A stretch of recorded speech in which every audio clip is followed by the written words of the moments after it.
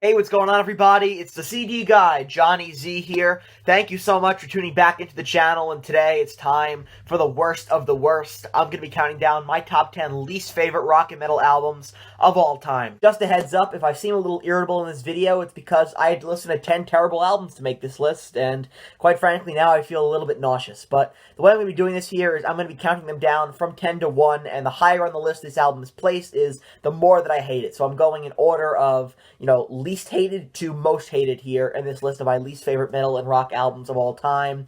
And I don't own most of these albums either because I think they suck, so why would I waste my money on them? Alright, let's get started here with my number 10. I'm going to go with Reidolized, the soundtrack to The Crimson Idol, released in 2018. And now, if you're a follower of my channel, you know that WASP are one of my all-time favorite bands. And the 1992 release of The Crimson Idol is my favorite album, period, of all time. So why do I hate Reidolized so much? Well, it's because I think it's completely unnecessary in the first place. Why WASP thought, let's go into the studio here and re-record this entire album from scratch here once again. I just think it's very puzzling to me. I don't understand why they did it. I think it's largely unnecessary, and, yeah, there are a few previously unreleased tracks that are cool, but aside from that, it just seems like it's an overproduced record that, didn't need to be done in the first place. The Crimson Idol is fantastic, so why re-record the entire thing? I have no idea. I don't own it. I won't buy it out of protest. Blackie Lawless changing the lyrics here, removing some of the vulgarity, which, okay, is understandable, but some of the lyrics he chose to replace the vulgarity are just downright lame. I mean, I don't even know what a blood-sucking rat's hole is, and that just sounds terrible. But that said, it's a really bland re-recording of the record. Like I said, a bit overproduced, and a lot of the anger and the ambition of the original, it just doesn't transfer over to the new re-recorded version here of The Crimson Idol, Reidolized, released in 2018. So, again, I don't own it, and I will never buy it. You could say that as much as I love the original Crimson Idol, that's how much I hate Reidolized. Just a terrible, terrible re-recording in my opinion. Didn't need to be done, and is one of the few blemishes in WASP's catalog as far as I'm concerned. So, that said, a big misstep here by WASP in 2018, deciding to re-record the entire Crimson Idol. Fantastic, should have been left alone, but they decided to re-record the whole thing. Completely unnecessary, unwarranted, and I'd go as far as say they ruined it. But I love the original. That's the copy I will 10 out of 10 times listen to. I would never touch the Reidolized version, but, to say something nice about it, yeah, I guess the previously unreleased tracks on here are pretty interesting, but they do tie up some loose ends in the story, but definitely don't warrant re-recording the entire record, in my opinion. The 90s were a strange time for Ronnie James Dio. He did reunite with Black Sabbath in the early 90s for Dehumanizer in 1992, but sooner rather than later he would be out on his own once again, doing a solo thing, releasing a few angry records in the mid-90s. Strange Highways is great, but the album that followed it up, Angry Machines, is terrible in my opinion. I mean, just one of those records that I feel didn't need to be done. This is Dio moving in a more industrial-tinged direction here, but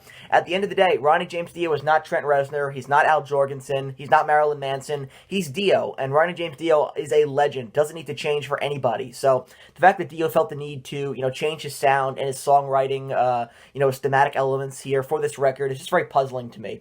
I never understood it, and looking at the track listing, there's not one song that stands out as, a solid track.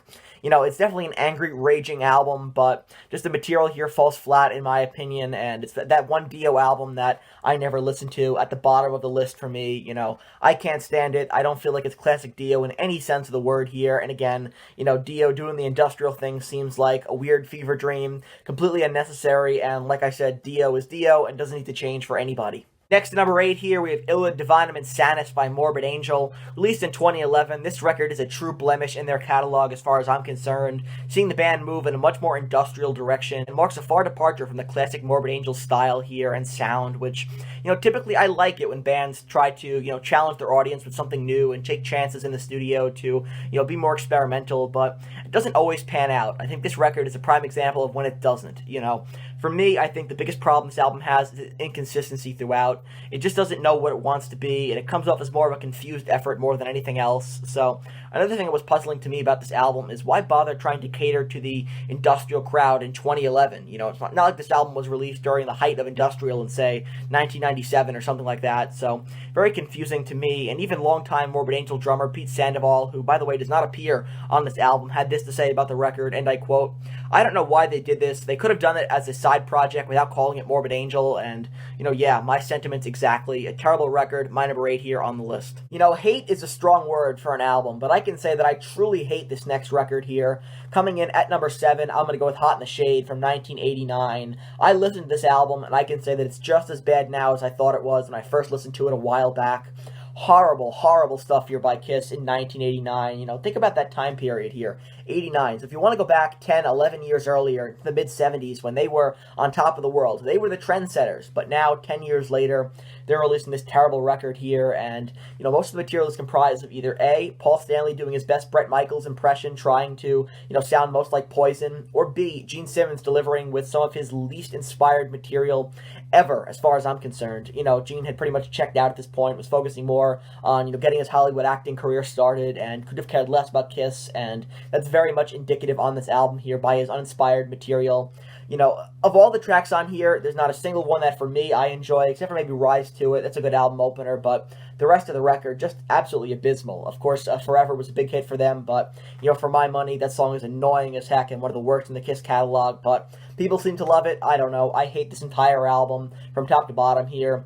The only thing that might be cool here is Eric Carr on lead vocals for Little Caesar. That's different, and, I dig that, but aside from that, everything else on this record absolutely sucks. And another thing, this is one of the laziest album covers I have ever seen. What were they thinking? And yet, there are 6 albums that are worse here on this list, including my number 6. I gotta go with Cold Lake by Celtic Frost. And, you ever listen to an album and just think, what was this band or artist thinking when they were recording this record? I honestly have no idea, and I don't know what to say for this album. It's so horrible. I mean, Celtic Frost, one of the premier extreme metal bands, and had done great work up to this point, but on the 3rd studio album decided to cater more to that hair and glam metal market and abandon everything that had made them so unique in the first place here. And, for me, I never want to hear a Celtic Frost glam metal record. It's just not what I look for when I want to listen to Celtic Frost. So, even Tom Warrior himself has, called this album the absolute worst he could have done in his lifetime, and even gone as far as to say it's possibly the worst album ever created in heavy music. And, yeah, it's definitely up there. Really terrible. Not one song on here stands out to me. It's Tom Warrior with an entirely different lineup behind him as well, and just an absolute disaster of a record. I believe it's what other channels have called a train record, and I absolutely agree with that. I mean, just horrible, horrible stuff. Cold Lake is abysmal, and the worst thing Celtic Frost have ever done in their careers. We move on now into the top 5, and these albums just keep getting worse. Next to number 5 here, we have Lulu by Metallica and Lou Reed. Is it a Lou Reed album? Is it a Metallica record? Because I'm such a big Metallica fan, I'll give them a pass here. I'll say it's a Lou Reed record featuring Metallica, and, some of the worst work Metallica ever did, just being associated with this record, in my opinion. Lou Reed babbling incoherently about a lot of nonsense here on this record. I mean, the most memorable part of this album is James Hetfield screaming, "I am the table," over and over again, while Lou Reed, talks about God knows what. But, I really did try with this album. The first time I heard it, I was going into it with an open mind, and I sat down. First track number 1, Brandenburg Gate. I couldn't get past the first few lines of the first verse without having to turn it off. I mean, just awful, awful stuff from a songwriting perspective, from a musical sonic perspective, terrible. And, I did listen to this for this video from top to bottom here. All, what is there here? There's 10 tracks on this album. It's 87 minutes long. It's a double album. I mean, so bad, so bad. Junior Dad is 19 minutes long. Dragon is 11 minutes long. Cheat on Me, 11 minutes long. Listen to some of these times here. I mean, the length of some of these tracks. God almighty. Just painful listening. They should play this for prisoners. It's that bad. That should be punishment. Who would want to listen to this album on their own? I mean, I'm a fan of Lou Reed. I can recognize his work and his contributions over the years, but as for his final album here, Lulu featuring Metallica, absolutely horrible stuff here, a massive misstep, and Metallica being involved in this, it's easily the worst thing they've ever done, and they released Some Kind of Monster, that 4-hour documentary, and it's still not as bad as this. I don't even know where to begin here with my number 4. I mean, all right, let's just keep going. My number 4 on the list, Eat the Heat by Accept. Now, if there was one band that I would never think would have given into the glam and, hair metal movement of the late 80s, it was, maybe first Celtic Frost, but they did it anyway. And Accept as well. I mean, my God, in 1988 here, they released Eat the Heat. featuring David Reese on lead vocals, replacing Udo Dirkschneider. I mean, imagine getting rid of Udo Dirkschneider, replacing him with David Reese, and releasing this album. I mean, terrible, terrible stuff here. Such a far departure from everything that made the Classic Accept sound so great to begin with, you know. So the band here, a total sellout in my opinion. It is absolutely abysmal, and if it wasn't for the other, 3 terrible records here on this list, it would be my least favorite album of all time. It's that bad. I don't own it, and I have no intention of ever picking it up. A total joke of an album in the Accept catalog, and thankfully, this period of the band would not last all that long, as they would reunite with Udo Dirkschneider and release some more, driven, angry, Classic Accept material in the 90s, but awful, awful stuff here by Accept to close out the 80s, which otherwise featured a lot of some of their best material. So, in general here, just an abysmal record, Eat the Heat, terrible, terrible stuff by Accept. I'll keep this one brief because I've talked a lot about it in the past, but coming in at number 3 here, we have Forbidden by Black Sabbath from 1995, seeing the band hitting their absolute rock bottom here, harder than ever, and just a terrible record, a terrible, uninspired release by the band that, I think is marred mostly by the production and the uninspired, bland material they were working with. Not the fault of vocalist Tony Martin, who, the Tony Martin era takes a lot of heat, but I think Tony Martin did a great job with Black Sabbath, and this album, not his fault whatsoever. Tony Iommi made some terrible decisions from the production, which just sounds awful, all the way to, some of the uninspired riffing on here. And also, there's a collaboration with Ice-T, which otherwise would have been pretty cool, but the material they were working with was just so darn bland and so boring that it just doesn't translate well. So, this album features some good ideas that I think maybe had they been fleshed out a little bit more with better production, could have definitely been a lot better. Still not great, maybe still not even good, but maybe better than the end product we got here. But, I know that now Black Sabbath are in the process of maybe doing a remaster of the Tony Martin era of, Sabbath, which is very interesting to me, especially because a lot of those albums are hard to find on CD these days. But as far as I'm concerned, Forbidden can remain in the vault. One album that I never want to listen to again from Black Sabbath.